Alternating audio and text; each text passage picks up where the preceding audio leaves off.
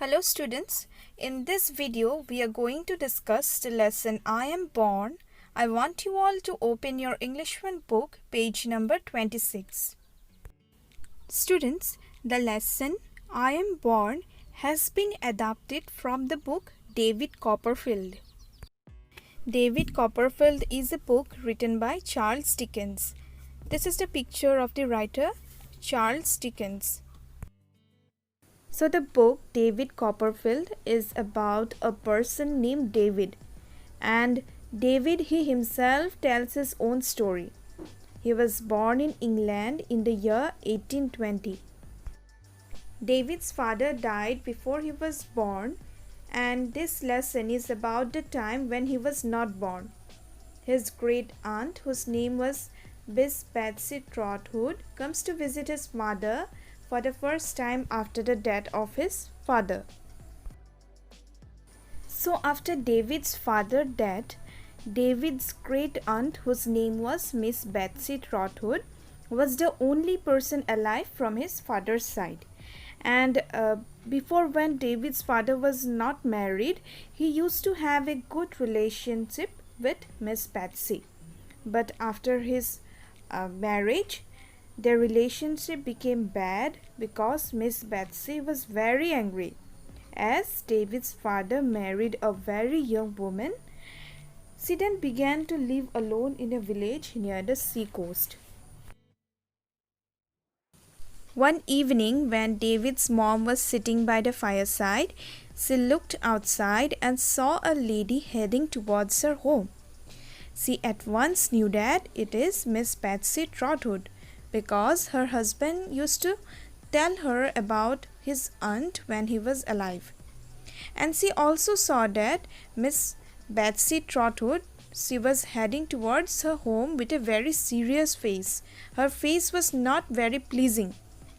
And she came straight towards the window and looked inside by pressing her nose against a glass. David's mom got very scared by looking at Miss Betsy's behavior.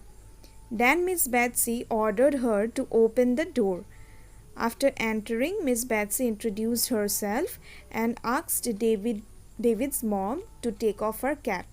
David's mom, she was wearing a cap, and after Miss Betsy, after entering David's mom home, she ordered David's mom to take off the cap that she was wearing. As soon as David's mom took off her cap, her long hair came all about her face, and then she looked more young. By looking at her, Miss Betsy, she exclaimed in surprise at how young she was. By hearing all this, David's mom, she became very sad, and then she began to cry.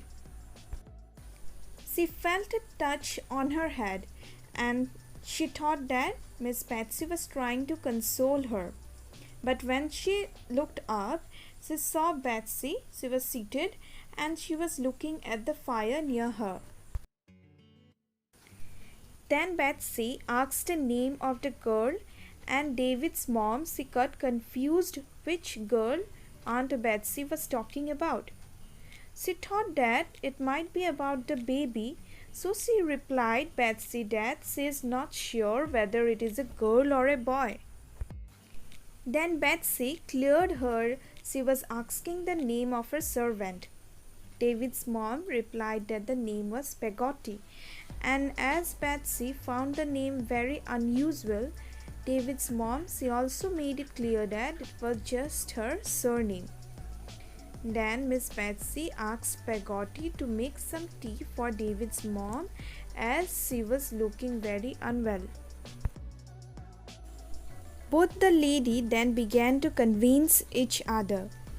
Miss Betsy, she was trying to convince David's mom that the baby would be a girl. But David's mom wanted to make Betsy believe that the baby is a boy. Miss Betsy then told David's mom that she wanted to be the godmother and that she would take all the responsibility of the baby girl. And she also told David's mom to take care of the accounts. She then asked David's mom that whether she knows how to keep accounts. and while replying that her husband had taught her some, she started crying again. Betsy then tried to console her by saying her not to cry as that would harm the baby. She asked David's mom how much her husband had left for her. David's mom then replied that her husband had left for her an income of £5 a year. Meanwhile, Peggotty came in with tea and she saw that David's mom, she was very unwell. So she called the doctor. The doctor name was Mr. Chillip. So Mr. Chillip and Peggotty took David's mom upstairs and Miss Betsy was downstairs. She was waiting in the living room. And after many hours, when Mr. Chillip came downstairs, he saw that Miss Betsy, she was very tensed. She was walking up and down the room. Miss Betsy, she asked the doctor, how is she?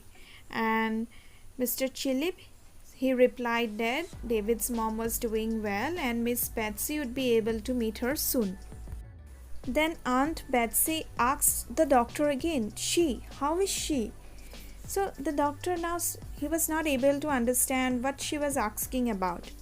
Then Miss Betsy told him that she was asking about the baby girl.